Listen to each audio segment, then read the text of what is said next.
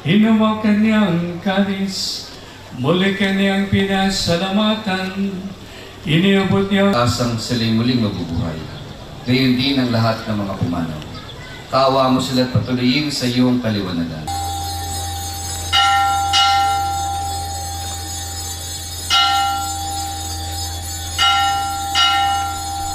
Itong ate ko, saka ito, talagang sila nakapanata dahil nung bata kasi ito, parang nagkasakit. Parang naging tradisyon na kasi namin dito ito yung magpipiesta na gumigising ng madaling araw para magputik. Kasi parang sa paniniwala kasi namin na ito ay malaking naitutulong sa aming pananampalataya at kung may mga kahilingan kami ay natutupad sa pamamagitan ng pagtataong putik. ng daraan na Panginoon. Tulad ni Juan, ihanda nawa natin ang ating mga sarili sa... Kasi ito, nung maliit tong anak ko, 8 months, parang nagpangalawang buhay siya. Ipinasok ko siya dito sa simbahan, talagang saradong, kumbaga, magang-magana yung buong katawan niya. Sinabi ko kay mahal na pong San Juan na, mahal na pong San Juan, pagilingin niyo lang po yung anak ko. Taon-taon, manamanata ako sa inyo.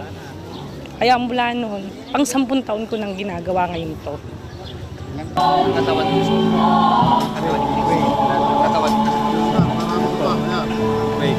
So mga 120, 140 years na siya. Pero ang isang malaking naging dumami yung debosyon nung nangyari yung 1944 na miracle.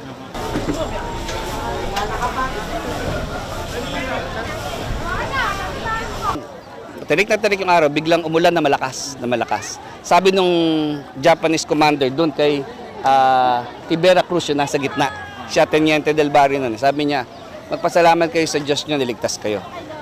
Sa kanila, parang bad omen yun sa mga Japanese. Dito naman sa mga tiga rito, yun ay answered prayer ni Juan Bautista. Kasi umulan na. So, hindi na sila pinatay.